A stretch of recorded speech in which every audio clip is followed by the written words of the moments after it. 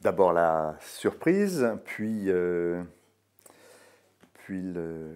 temps de réflexion, forcément, pour mesurer un peu ce qui allait, voilà, ce que ça allait bousculer, bouleverser dans ma vie, parce que évêque depuis 11 ans et demi à Chartres, hein, je n'y suis pas sans m'être attaché durablement à un peuple. Mon parcours, toute ma famille est originaire des Côtes-d'Armor. Je suis né à Rennes, où j'ai habité jusqu'à l'âge de 15 ans. Puis mon père ayant été muté, comme beaucoup, en Île-de-France pour des raisons professionnelles, toute ma famille s'est installée dans les Hauts-de-Seine. Et c'est là que, poursuivant mes études, est eux aussi venue l'idée d'être prêtre. J'étais scout, voilà, cette question m'a habité pendant quelques années. Et puis, au moment où j'étais en classe préparatoire, j'ai annoncé à mes parents que je voulais rentrer au séminaire. Ça a été un peu la surprise. Ça n'est pas passé facilement comme décision. Je suis rentré au séminaire Saint-Sulpice à Issy-les-Moulineaux, où j'ai passé, voilà, j'ai mis 8 ans pour faire 50 séminaires. Donc j'ai pris mon temps, y compris de réflexion, avec un stage, avec le service militaire, puisqu'il y avait encore le service à cette époque. Puis j'ai été ordonné prêtre en 1982 pour le diocèse de Nanterre, hein, le diocèse où j'habitais. Voilà, et j'ai été 24 ans, je crois, oui, voilà, 24 ans au service de ce diocèse. Hein, et puis en l'an 2000, Monseigneur Favreau m'a appelé pour être son vicaire général. Et donc voilà, j'ai été vicaire général de Monseigneur Favreau, puis de Monseigneur Daucourt, jusqu'à ce qu'en décembre 2005, le 20 décembre 2005, on annonce ma nomination à Chartres. Premier événement gravé dans ma mémoire, c'est le jour où j'ai été ordonné évêque dans cette cathédrale de Chartres, avec plusieurs sentiments mêlés, avec être au pied de cette cathédrale imposante par son poids d'histoire, hein, me retrouver héritier d'une longue histoire, avec tout le poids justement que représente cet héritage, avec le parcours, hein, de la procession dans la crypte, avec le presbytérium de Nanterre et puis de Chartres que je rejoignais.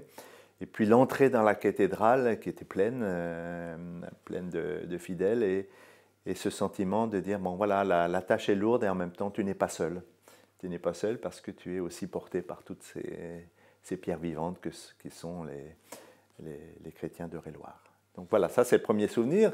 Sinon, les grandes joies, voilà, c'est plutôt sous forme un peu de mosaïque ou de tableaux impressionnistes, des petites tâches comme ça qui finalement font la joie, hein, d'un évêque et de son ministère. C'est l'appel des catéchumènes adultes tous les ans avec leurs lettres très personnelles, où ils confient beaucoup de leur vie et de ce qui les a amenés à demander le baptême, et ça, qui sont toujours pour un évêque un grand moment de joie, puisqu'ils étaient tous les ans entre 30 et 50, hein, depuis 11 ans et demi.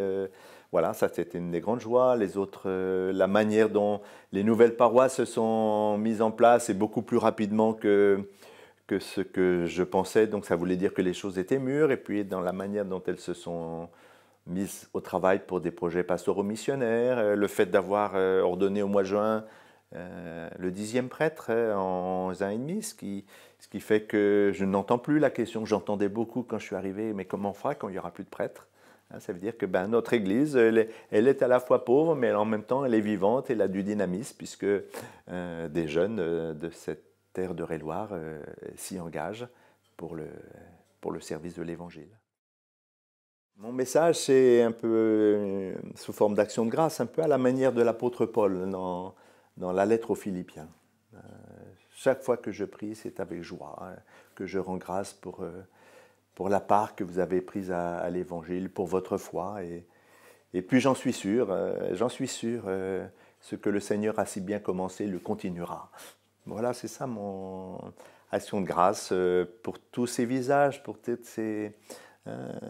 tous ces chrétiens rencontrés avec tout ce qu'ils sont, avec les dynamismes de leur vie, avec leur joie, avec leur peine, avec leur souffrance, hein, et puis pour oui, la part qu'ils ont prise à l'annonce de l'Évangile, à la vie de leur Église, pour être témoin sur cette terre d'Eure-et-Loir, que j'ai appris à aimer, être témoin de l'amour de Dieu pour tous les habitants.